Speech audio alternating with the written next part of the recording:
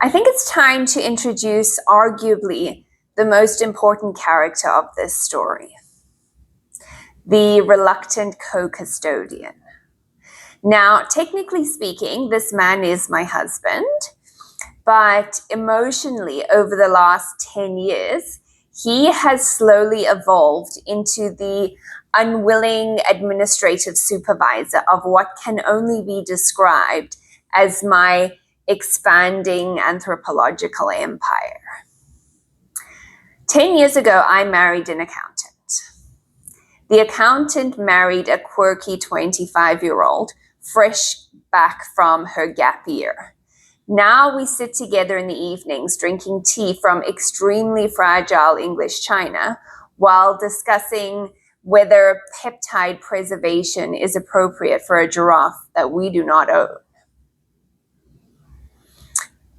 People often focus on the giraffe or the lamp or Phyllis.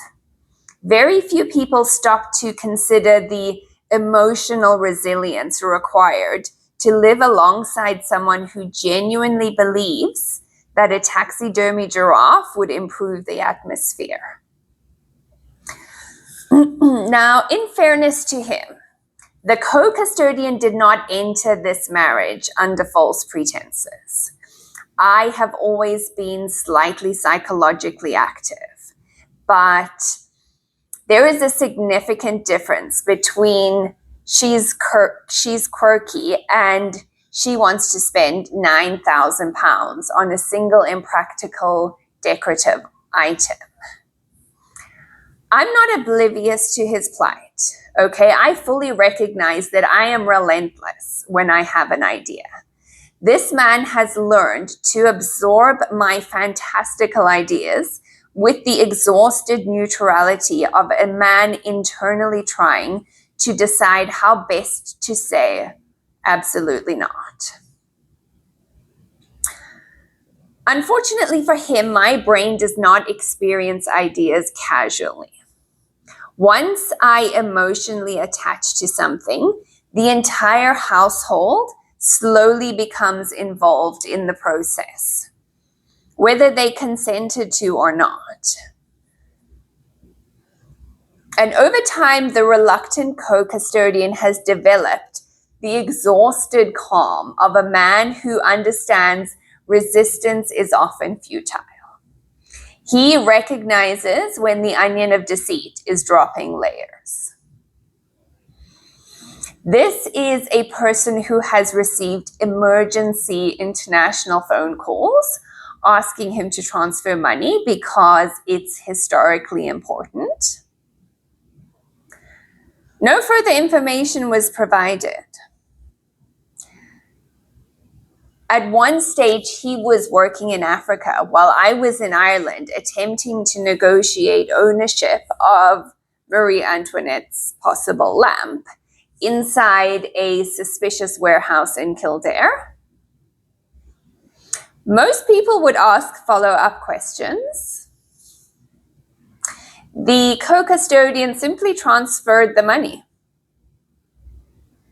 which honestly says more about the psychological condition of our marriage than anything else I could possibly explain. And yet, despite all of this, he remains remarkably practical. While I am emotionally constructing Victorian safari mythology inside a 2-bedroom apartment, he continues attempting to focus on things like finances, available floor space, and where will the children physically walk? Which, in fairness, are valid concerns. And I think that's why the ecosystem works, because every anthropological empire requires one emotionally exhausted realist standing quietly in the background saying, Stephanie, no. And despite all of this, he continues approaching every new escalation with the weary patience of a man who, against all practical instinct, still loves me very deeply.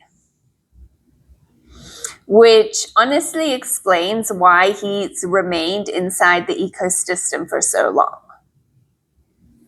Of course, the problem is that sometimes even he accidentally becomes absorbed into the atmosphere. The other day, I found myself discussing potential peptide treatment for the giraffe, and instead of ending the conversation immediately, he paused briefly to consider the possible financial implications, which means, psychologically speaking, it may already be too late for the both of us.